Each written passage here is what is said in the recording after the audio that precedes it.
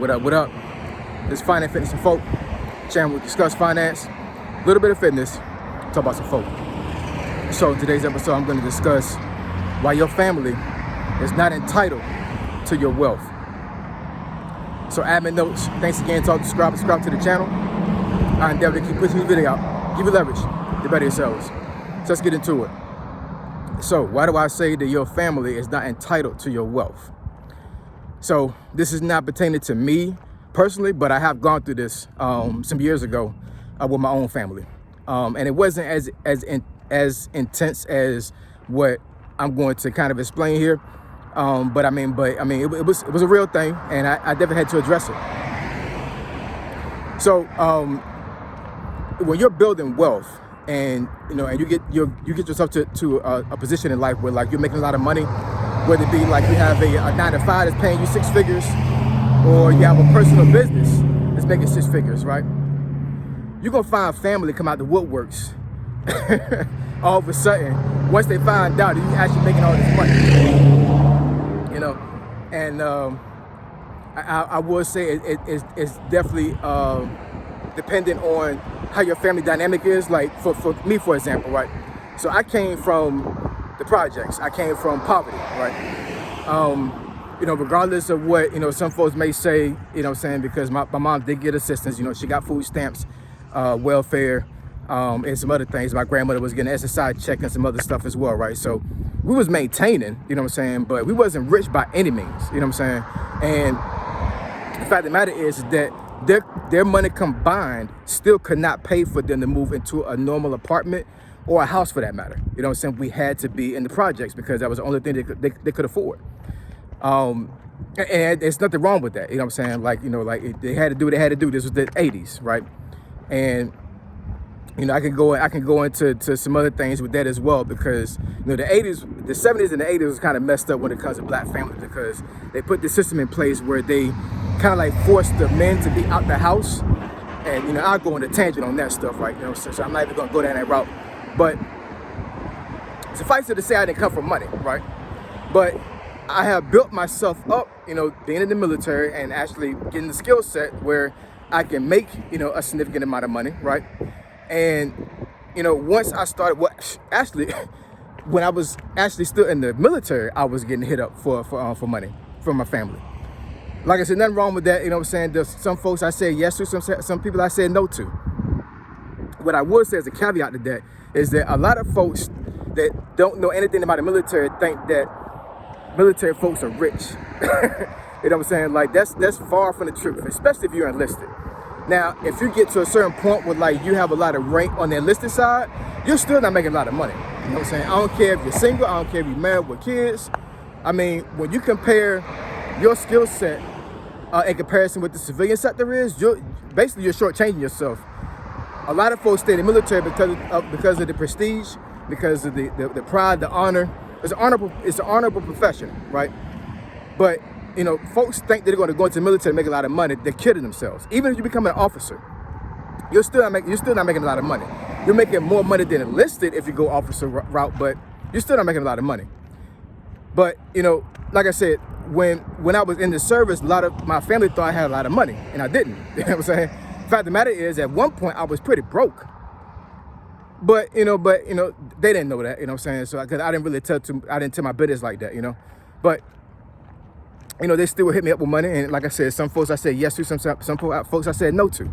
Now, some of the family that I said no to felt some kind of way about it, Because for whatever reason, they felt like that if I had it, it's owed to them because we're blood, and because they're hurting on money, I have an obligation to give them money. No, sir. No, ma'am. Like, it doesn't work like that. Now, once I got myself to a point where, I was stable, and thank God I am now, right? I got to the point where I didn't even let people borrow money from me. If I had it, I would just give it to them. And I still keep that philosophy to this day. Like, if anybody come to me about any type of money, like, I'm just going to give it to you. I don't want to chase anybody down. I don't care if you're family or you're a friend. If I got it, I'll just give it to you. You know what I'm saying? Because I don't want to, because if I give you the money and not ask for it back, in my opinion, I'm putting a seed out there, you know what I'm saying? And if I put seed out there, just like the Bible says, you know what I'm saying, you water the seed and it'll grow, right? So if I give you money, you know what I'm saying, that's me investing in my spiritualness. You know what I'm saying? That's investing, you know, in my faith and in the Lord, that it'll come back to me some kind of way, regardless if I ask for it back or not. You know what I'm saying? It's gonna come back to me. But, you know, like I said, it's a lot of family that you may have in your life that will feel like they just owe your money, especially if you start getting a lot of money. You know what I'm saying? And, you know, there are a lot of folks out there where they will make a lot of money and like they do feel obligated to help their family out. And don't get me wrong, I have done that. You know what I'm saying? I have helped folks out. I really have. But the entitlement that some folks have, some family have for your money is beyond reproach. You know what I'm saying? And what happened is that once you get to a point where like you feel like that you really have to give these folks money, they're just gonna keep asking and asking over and over again. So what I do now is that all I do is I give them knowledge as far as how I got to this point. You know what I'm saying? Now, there are some emergencies that happen in life where, like, you know, like if things are needed, then I'll definitely be the person to come through for folks, because once again, you know, if I help somebody out, I feel like that's a seed I'm putting out there. You know what I'm saying? But, you know, but I don't, but family that thinks that they are entitled to your wealth will eventually become a burden in your life. You know what I'm saying? Because you can't hold on to your wealth if somebody is clawing at your wealth and trying to take your wealth from you. It's like they're trying to get rich off of you. You know what I'm saying? And it doesn't work like that. You know what I'm saying? Folks will put you in a situation where you feel like you have to pay their bill every month. Because if you paid for it 1 month, you're like, hey man, I need some help again. And then obviously you get into this cycle and you're literally paying these folks bills, you know what I'm saying, off of your money. But it's their bill, not yours. You know what I'm saying? So I know this is Money March, you know what I'm saying? So I know I was going to, you know, try to stay mainly on topic when it comes to how to, you know, on top on trying to stay on top as far as how to make money in March and the rest of the year, right? But I felt like I needed to put this out there because as we're trying to build wealth, as we're trying to make more income, we don't want to have ourselves in a mental state where we feel like that we actually have to give other folks our money as we're building wealth. You know what I'm saying? How you going to build wealth when you keep giving money away? You know what I'm saying? It doesn't work like that. You know what I'm saying? Now, investing is different. You know what I'm saying? If you invest in your money, that's different. Because if you invest in your money, then you are expecting a return, right? And depending on who you give money to, you know, that may be an investment. You know what I'm saying? Because, you know, there have been some folks where I gave money to, and then they said, hey, you know what, I really appreciate what you did. What can I do for you? You know what I'm saying? And, you know, they may have did some odds and ends around the house. They may have, you know, helped out with my boys. I mean, they gave back because it didn't have to be money they gave back to me. It was just a service they gave to me.